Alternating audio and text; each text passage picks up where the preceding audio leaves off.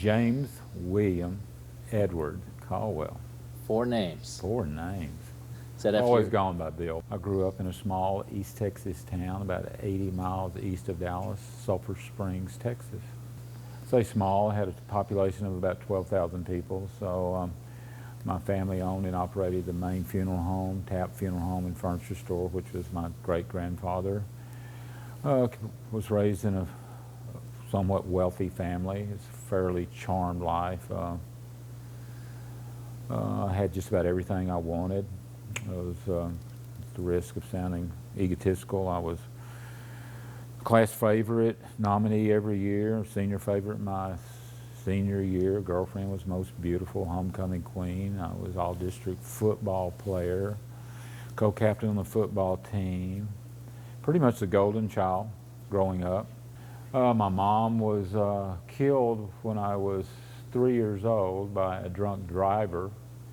Even though my family was churchgoers, they were functional alcoholics. My dad died when I was 26 from alcoholism. So my family, wealthy and affluent as they were for the most part alcoholics. So yeah, alcohol was a real tragedy in my family. There was no marijuana in my high school. I never smoked a joint, never got involved with pot until I went off to school at North Texas State. And that was just amazing because I didn't even drink in high school, didn't smoke cigarettes, didn't drink alcohol, was very much a kind of a Goody two-shoes. yes, exactly. Yeah, I was. Yeah, prudish. So when I first started using marijuana, I mean, I used a lot, don't get me wrong, recreationally, but I also used it when I would have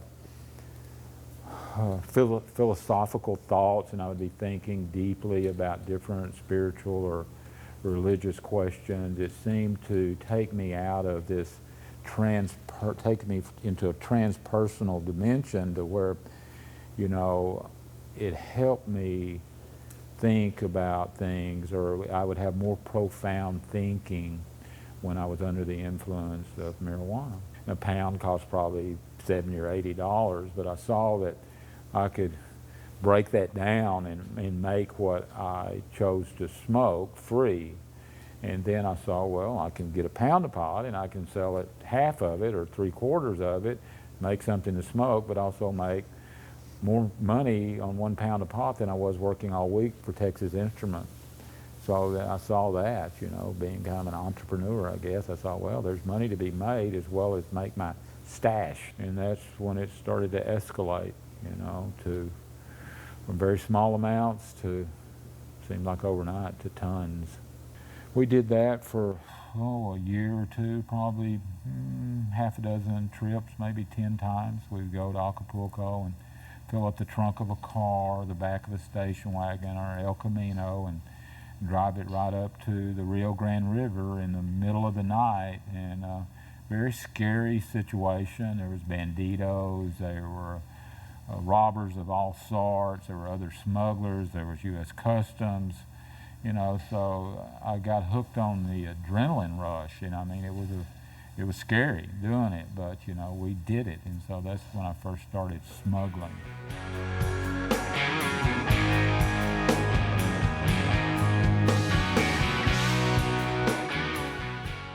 But we did it mainly just to be doing it, you know, and then you got hooked on doing it. And what I'm doing is no worse than the person that sells alcohol to an alcoholic. One of my brother-in-laws was involved with a group of Mexican pot dealers out of the valley, the Moreno brothers.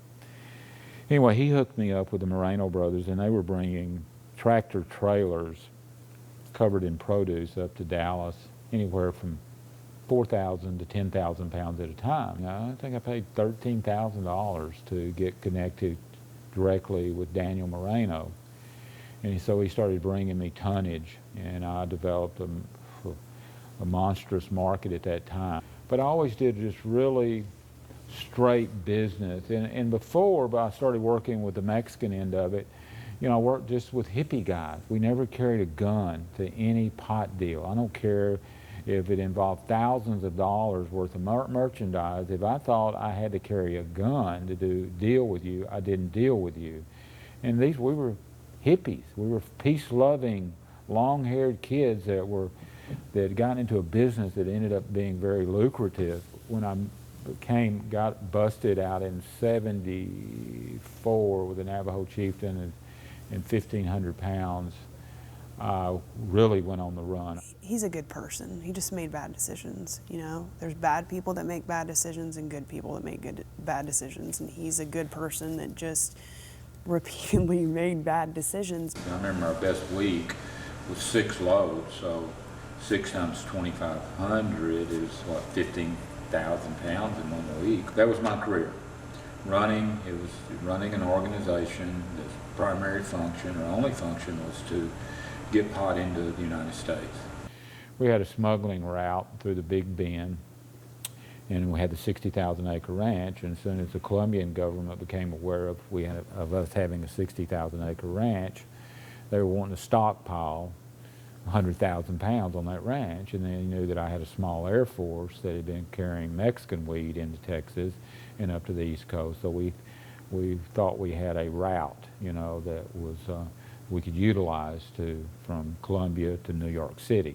I was sitting in Dallas, and I'm talking to Columbia to Santa Marta, and I know that the plane, we had the DC-6 hangared in Costa Rica, protected, left Costa Rica, flew to Santa Marta International Airport, soldiers loaded it. I'm talking to the Colombians, and it starts back across Central America to northern Mexico. Well, I'm also talking to a pilot, my cousin, and Bill Miller here in town to get into the Cherokee. So when they landed on the lake bed and they taxied up, and I told them to land on the north end of the lake bed, to get out of the plane and make sure visually that there was nothing, they didn't have any heat, but they didn't. And they flew right up, literally next to a DC-6, and said, how many planes did Bill send down here today? And they said, only us. And they said, well, who's this flying over us? And I looked up. Sure enough, U.S. Customs is flying over the whole thing. Now we got a DC-6, and I don't know if you know how large a DC-6 is, but it's a huge aircraft. So you can imagine U.S. Customs agent thinking he's following a Cherokee 6 that may be doing a small smuggle. He flies over this huge 60,000 acre lake bed, and he sees down there big trucks backed up to a huge airplane unloading 25,000 pounds. Actually, the federal judge had to send a battalion of troops out there, so they take the ranch owner's son, they wrap him up in a tarp, and they spray mineral water mixed with jalapeno juice up to his nose, and that's a very excruciating torture treatment. And his dad told on me and George Taylor. I started to put together another DC-7 deal, and the indictments came out, and I turned myself in and went to prison for the first time. For the Columbian deal, I was running from the 1,500-pound failure to appear, but it was for 5 years for 25,000 pounds. That was the most you could get at that time. So I paroled out of Big Springs. Yeah, so it was El Reno, Seagoville, Big Springs. I actually went to work at the funeral home, the furniture store, for a while. More accepted with drug users, and I was even forewarned, in especially a small community. And I started hanging out with them, and consequently I had problems with cocaine. And I never used cocaine before, all during the 70s. I didn't even allow alcohol in my house. You can smoke all the pot you wanted, but no hard drugs. Leave your hard drugs in the car, and don't bring alcohol. If you want to smoke a joint, feel free to it, or any kind of psychedelic. It was all spiritual to me. I stayed away. I got so strung out, you know. I was embarrassed of my appearance, for one thing, and my behavior was so erratic, you know. So that's one reason I think Ivy has very vague memories of that time between 5 and 10. It was hard. I mean, but I'm not gonna, I hate to say that because there's so many, my circumstances could be so much worse. My dad's the one that's suffering right now. I'm not really suffering anymore. You know, I've really, you know, forgiveness it's a huge thing, you know, and when you can forgive somebody, it doesn't excuse their behavior, but it releases all that negative energy that I brought into every relationship I had. So How long did I it need to take you? pause. Okay, sure.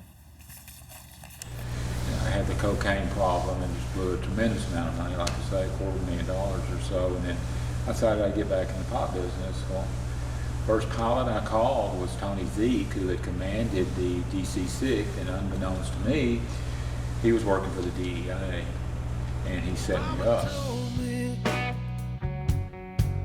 When I was young, sit beside me. I talked to the Mexicans, and they go, well, what do you want to do now? I said, well, just send me some weight. And they sent me 5,000 pounds. And so it was just, and I've seen cocaine do this. The karma from cocaine devastates empires. I mean, financially and otherwise. Because I was still kind of coming off coke when I got involved in the 5,000 pound deals. I wasn't using it regularly, but my decision making was real clouded. And even I started using the I Ching more, but I wasn't listening. I was so determined to make this 5,000 pound deal work and make $1 million that even though it was telling me not to do it at that particular time, I still did it, and consequently got busted and spent 18 years in prison because of it. What was the year that you got busted for your second conviction? 89, January 11th of 1989. And you were transporting how many pounds? 4,457 pounds. So I was going to do 5, maybe 10,000 pounds, and then get back out of business. That famous last deal. They all have a famous last deal. Yeah, everybody. Just my last deal. Yeah, okay, right. And some friend of mine pulled into a restaurant parking lot alongside the truck with the 4,500 pounds in it. I pulled in to scold him.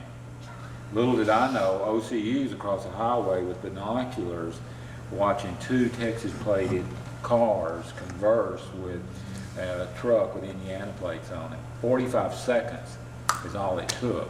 So we dropped our guard for 45 seconds, which I would have never done before, you know, but I dropped my guard, but I was actually trying to get the Mercedes away from the truck. Get away from the truck. What are y'all doing? That's how long the conversation was. Get back in the car, get on the highway, back up off the truck, let it get on down the road. It's too late. They've already tagged us. They already saw 2 cars fall in the truck. Now I'm really fucking mad at him. If you do this, it'll help you some sunny day.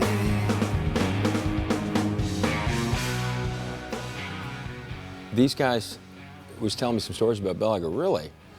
How he would have fleets of planes hauling dope, tons and tons of dope, marijuana from Mexico to the United States and distribute it in Dallas area from Madison Airport and so forth. And I'm like, yeah, right, you know. But the more stories I heard about, the more I became intrigued. I gotta meet this guy. I can't wait till I get to the compound. He sounded 10 feet tall to me. When I first saw Bill Caldwell, I looked past him. And I said, which guy is he? It's this guy right there. This guy right there. I went, that's Bill Caldwell? Very unassuming, nice looking man, but not the kind of guy you would think would be, you know, ordering a multi-million-dollar illegal operation, you know. But all it took was a couple of minutes, and Bill engaged me completely. I was taken by his charisma, personality, and, you know, his intelligence. He's highly intelligent. My reputation preceded me legally. But Bill is such a good, genial guy. He Yeah, never right. offended anybody. Yeah. Yeah. He just, Yeah. you know, listen to everybody's stories. I've heard them 1,000 times before after 20 years in prison. Yeah. But, Yeah, and a lot of people coming over for legal advice, Yeah. too, you know, and that would, at one institution, I'd put up a little sign in the door, office hours, or from whatever to whatever. Yeah. No legal or psychological counseling after 8 o'clock. you know what? I don't remember meeting everybody that didn't like Bill Caldwell. Honestly. I'm just... I can't think of anybody either. Bill, sure, I made some enemies, but I don't. Maybe it was some Mexican or something that, you know, I might have had a confrontation. So far as white guys, Yeah. you know, with the clique of white guys, I got along. I never really remember having a confrontation or a run-in. Bill was a kingpin of kingpins, okay? and the federal government said so. Yeah, it in was all his documented. transcripts. All So- the transcripts, it was pretty well documented. Everything that allegedly was proven by documents. You know, Court of Appeals documents, my bust. I was busted with 4,457 pounds of marijuana found to be escorting that, and my previous bus was 25,000 pounds, and the bus before that was 1,500. Those are the ones I got caught with. You know, so you can imagine the ones I got away with. They will pass. Find yourself a woman. So you get busted, you get convicted, and you get handed with 2 life sentences. How did that change you? Oh, dramatically. It was, you know, I mean, my nickname became Tenacious in high school, along with other names as well, you know, but I mean, in high school, in my first institution, because I consulted the I Ching. I was back on my spiritual path again, and he said I was going to win my case. But it was going to be a long, hard road, and I walked right into the law library, and I began studying the law and became one of the best law clerks in the system. Hey, look, it's hard to overturn 1 life sentence. Bill Caldwell had 2 and overturned them. It was scary. The first 7 years I had 2 life sentences, but I had escape attempts or plots, you know, set up just in case, you know. But once I saw that I had legal issues, and I found arguments and flaws in my proceedings, and I was getting encouraged by my use of the I Ching.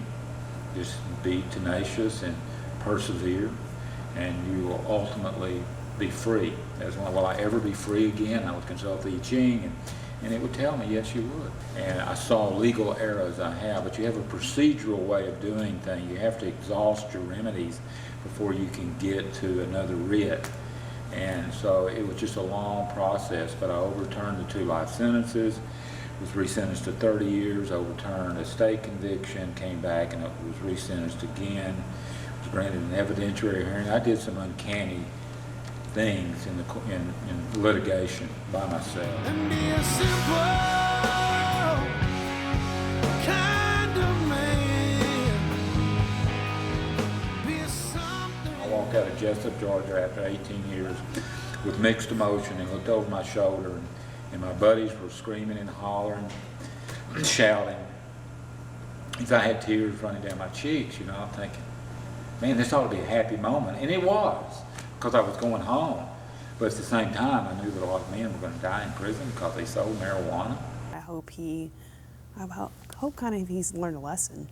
I don't make perfect decisions. I continue to make wrong decisions, but that's what I try to point out, you know. Don't do as I did, but learn from my mistakes. Bill's just like me and you know. He's a regular guy. He's got the same values and morals as me or you and anybody I've ever met in my life. He just made a wrong decision.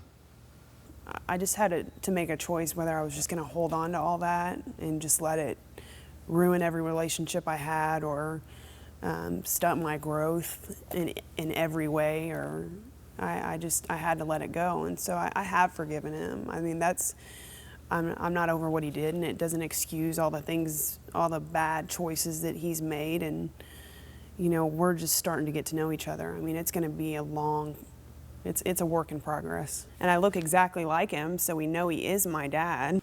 I mean, I'm sad. I'll always be a little bit bitter.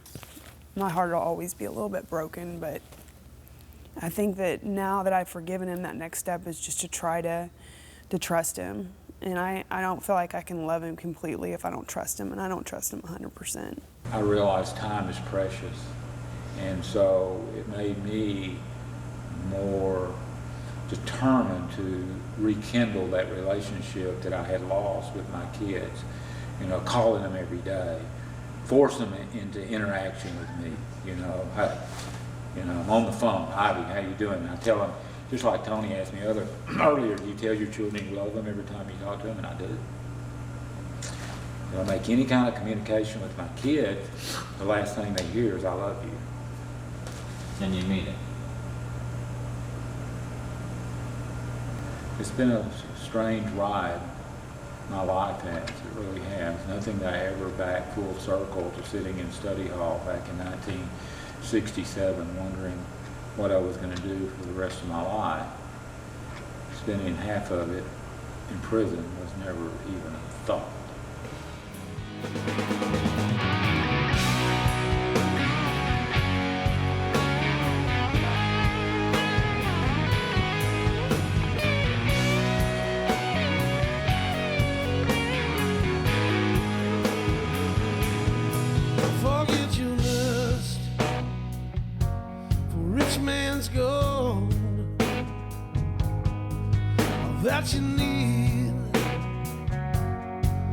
is in your soul. You can do this if you try.